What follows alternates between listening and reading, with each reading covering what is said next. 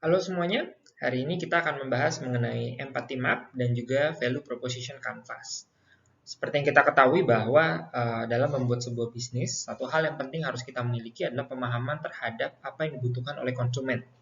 Konsumen itu sendiri sebenarnya cukup banyak dan ketika kita berhadapan dengan jenis-jenis yang berbeda, walaupun untuk produk yang sama, seringkali konsumen yang satu dengan yang lainnya itu punya keinginan yang berbeda. Itu kenapa bisnis itu sebenarnya tidak berusaha untuk menyelesaikan atau memuaskan seluruh keinginan dari pelanggan. Tapi bisnis yang baik bisa dengan cepat dan secara efektif melihat apa gambaran besar yang dibutuhkan oleh pelanggan dan mereka mampu menyelesaikan akar permasalahannya. Walaupun simptomnya berbeda-beda, tapi akar permasalahannya itu biasanya selalu sama. Dan akar permasalahan yang sama itulah yang menjadi target dari si pelaku bisnis dengan produk atau jasanya mereka berusaha untuk menyelesaikan dari kebutuhan tersebut gitu.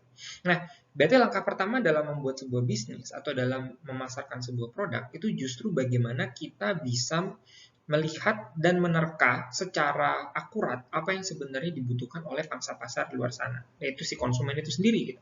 Nah, salah satu cara untuk melakukannya adalah dengan empathy map. Empathy map sendiri di sini harus didahului dengan observasi, harus didahului dengan menghimpun informasi dari orang-orang yang kita targetkan sebagai target market kita. Orang-orang yang kita rasa, oh ini ideal nih sebagai target market kita. Ketika itu sudah dilakukan, maka kita berusaha untuk memasukkan dan mengklasifikasikan informasi-informasi tersebut dalam empathy map. Nah, seperti apa sih empathy map itu? Empathy map itu seperti ini. Jadi ada 7 bagian yang harus diisi ketika kita berusaha untuk menerka dan memprediksi target market yang sebaiknya kita target itu, yang kita tuju itu seperti apa. Di sini pertanyaannya jelas. Pertama, siapa? Kemudian, apa yang harus mereka lakukan? Apa yang mereka lihat? Apa yang mereka katakan? Apa yang mereka lakukan? Apa yang mereka dengar? Apa yang mereka rasakan? Nah, mungkin apa bedanya antara apa yang harus mereka lakukan di nomor 2 dengan nomor 5. Kalau di nomor 2 itu adalah apa yang sebenarnya secara ideal itu ingin mereka lakukan. Tapi kalau yang nomor 5 itu adalah apa yang saat ini mereka lakukan. Nah, biasanya di antara dua itu ada gap. Tapi nanti saya akan jelaskan satu persatu. Nah, pertama kita melihat dari sini artinya sensory. Kan kalau kita lihat di sini ada mata, ada mulut, ada telinga, ada otak. Jadi sebenarnya atau pikiran ya bukan otak. Artinya di sini adalah kita berusaha untuk melihat dari si target market ini sebenarnya sensorinya mereka itu melihat apa sih, panca indera mereka itu menangkap apa dalam permasalahan yang mereka alami sehingga produk atau jasa kita itu menjadi sebuah solusi.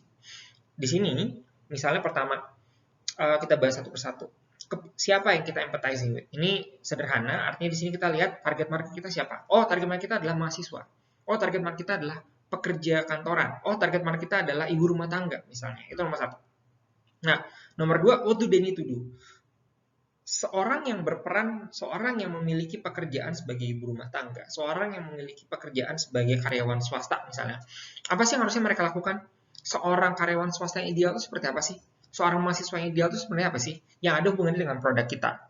Contoh, misalnya kita produk atau jasa kita adalah makanan, cepat saji misalnya. Siapa yang kita empathizing with? Misalnya ibu rumah tangga. Atau misalnya ibu rumah tangga yang juga bekerja misalnya. Terus what do they need to do? Apa yang harus mereka lakukan? Oh, mereka harus bisa secara profesional tetap bekerja, tapi di pagi hari atau di siang hari mereka harus tetap bisa menyiapkan kebutuhan dari anaknya misalnya. Artinya di sana apa? Oh, berarti ada ini nih, ada gap atau ada suatu hal yang menjadi sebuah opportunity atau kesempatan yang bisa kita lakukan. Seorang ibu rumah tangga yang harus menyiapkan sesuatu persiapan makanan mungkin membutuhkan makanan cepat saji, tapi tetap bergizi agar anaknya bisa makan, bisa dibawa ke sekolah sebagai bekal juga misalnya. Jadi kalau pertanyaan nomor satu, who are we empathizing with? Kita fokusnya kepada siapa. Kalau buat Duden itu adalah secara ideal yang berhubungan dengan produk dan jasa kita, apa yang sebenarnya harus mereka lakukan. Kemudian di sini nomor 3, 4, 5, dan 6 itu adalah kita berusaha merefleksikan dengan real situation-nya, dengan kondisi nyatanya. Sekarang apa yang sebenarnya sedang terjadi? Contoh, what do they see?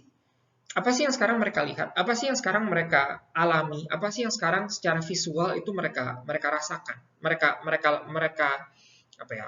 Informasi apa yang masuk ke mereka? Contoh, saat ini mereka melihat misalnya semakin sulit untuk bisa eh, menyiapkan bekal sarapan. Mereka merasa waktu mereka tidak terlalu banyak. Mereka merasa bahwa mereka butuh waktu atau butuh solusi misalnya. Apa yang mereka katakan? Coba ketika kita mengobservasi, ketika kita menginterview mereka, coba lihat apa sih yang mereka bilang, apa sih yang menjadi opini mereka terhadap situasi atau masalah yang sekarang sedang mereka hadapi. What do they do? Apa yang saat ini mereka lakukan? Apa yang saat ini ketika masalah itu mereka rasakan, apa yang tetap mereka lakukan? Misal, saya sebenarnya kesulitan untuk menyiapkan makanan tiap hari. Akhirnya yang saya lakukan sekarang adalah saya harus bangun jam 4 pagi, jam 5 pagi untuk menyiapkan makan anak saya agar saya tidak terlambat untuk pergi kantor. Itu artinya apa yang mereka lakukan. What do they hear misalnya? Apa yang mereka dengar? Apa yang masuk ke dalam zona pendengaran mereka? Contoh misalnya, oh saya dengar kebanyakan ibu rumah tangga dekat rumah saya juga melakukan hal yang sama karena mereka juga kebanyakan juga bekerja. Oh, saya dengar banyak juga di antara mereka yang memberikan opsi anak-anak mereka diberikan uang jajan agar mereka bisa beli sarapan sendiri. Oh, saya dengar apa aja yang mereka dengar itu harus kita lihat. Terus apa sama halnya tadi dengan apa yang mereka lihat. Apa yang mereka lihat? Oh, saya lihat tetangga-tetangga saya bawa bekal ke sekolah. Itu kenapa yang membuat saya berpikir, nah itu yang nomor 7. Apa yang sudah mereka lihat, apa yang mereka katakan, apa yang mereka lakukan sekarang, apa yang mereka dengar, itu akan membentuk apa yang kita sebut dengan apa yang mereka pikirkan. Nah, nomor 7, bisa kita tanyakan dari mereka, tapi kalau kita tanyakan dan itu opini mereka, harusnya sih masuknya ke yang bagian bawah, yaitu apa yang mereka katakan. Tapi justru nomor 7 ini lebih pada kita yang berusaha untuk memformulasikan berdasarkan dari apa yang mereka lihat, berdasarkan dari apa yang mereka katakan, berdasarkan dari apa yang mereka lakukan, berdasarkan dari apa yang mereka dengar, kita bisa merasa bahwa yang mereka pikirkan sekarang, think and feel, itu adalah apa? Contoh, oh dari apa yang mereka lihat, mereka tuh sebenarnya berpikir bahwa bawa bekal itu adalah suatu keharusan, karena orang tua harus bisa menjaga kualitas makanan anak-anaknya. Oh dari apa yang mereka dengar, mereka sadar bahwa orang tua di luar sana bisa melakukannya, tetap bisa membawakan bekal yang bergizi dan sehat bagi anak-anaknya. Oh, dari apa yang mereka lakukan, mereka itu berusaha loh untuk tetap bisa bekerja dengan profesional, tapi pada saat yang bersamaan juga mampu menyiapkan makanan buat anak-anaknya. Nah, hal-hal itu yang coba kita buat pemikirannya. Apa yang kita coba konstruksikan, apa yang sebenarnya mereka sedang coba untuk pikirkan. Dan setelah itu kita lakukan, kita klasifikasikan mana yang di sini termasuk pain, mana yang di sini termasuk gain. Apa bedanya? Pain itu adalah hal yang menyakitkan buat mereka. Bahasa harfiahnya pain adalah sakit ya. Tapi kalau di sini lebih kepada apa yang mereka pikirkan itu merupakan sebuah permasalahan. Sementara gains adalah apa yang mereka pikirkan itu merupakan sebuah potensi atau opportunity misalnya. Contoh, pains-nya adalah saya harus bangun pagi jam 4. Pains-nya adalah saya bisa terlambat datang kantor. Pains-nya adalah melihat anak saya tidak bisa dapat makanan yang layak karena saya kurang punya waktu untuk masak. Gains-nya adalah wajah bahagia anak saya ketika tahu saya masak makanan favoritnya dia. Gains-nya adalah melihat anak saya makan makanan yang bergizi. Gains-nya adalah ketika saya gains ini bisa suatu hal yang egoistik ya, maksudnya bisa suatu hal yang memang pride misalnya. Gains-nya adalah melihat anak saya punya bekal yang lebih enak, lebih terlihat, lebih menarik dibandingkan teman-temannya di sekolah. Nah, apa tujuan kita melakukan ini semua? Kita sebagai penyedia jasa, kita sebagai orang yang memang memiliki solusi bagi mereka, harus mampu untuk meminimalisir pains-nya, bahkan menghilangkan pains-nya. Tapi pada saat yang bersamaan, kita memaksimalkan gains-nya. Itu kenapa misalnya kalau contohnya, solusi kita adalah makanan cepat saji atau makanan catering misalnya, untuk anak-anak yang sekolah. Artinya apa? Oh, kalau kita mau memaksimalkan gains-nya, artinya satu, makanannya harus bergizi. Dua, makanannya harus terlihat makanan rumahan misalnya. Agar si ibunya merasa atau teman-temannya merasa bahwa oh ini masakan ibunya nih misalnya. Gains-nya misalnya solusi kita adalah makanan catering kita harus tidak punya merek biar kelihatannya ini sebagai masakan rumah yang dibuat oleh si ibunya. Oh, makanan kita harus dikemas dalam kemasan yang mudah dibuang, tapi tetap orang akan percaya kalau itu adalah bukan eh, makanan massal yang dimasak secara massal misalnya. Oh, kemudian itu harus mudah untuk diterima, mudah untuk dijangkau. Misalnya, apakah ada delivery atau diantarkan ke rumah atau misalnya anaknya mengambil ketika pergi dari rumah atau bagaimana. Nah, itulah gunanya kita membuat empathy map. Empathy map ini membantu kita untuk melihat dan memaksimalkan sebenarnya apa yang menjadi permasalahan. Karena kalau kita menginterview saja, mungkin kita hanya dapatkan beberapa opini.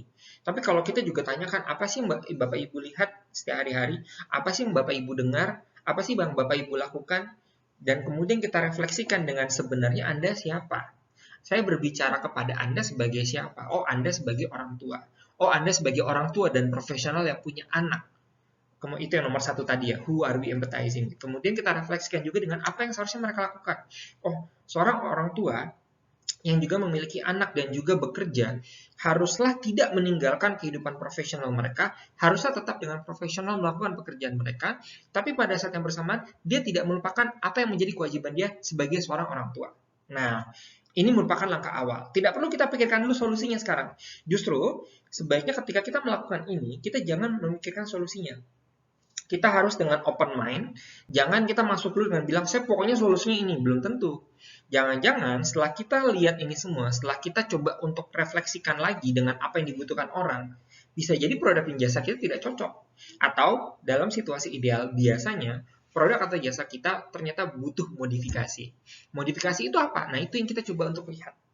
Baru langkah selanjutnya, nanti kita akan masuk kepada part kedua, yaitu value proposition canvas. Tapi kita stop di sini dulu.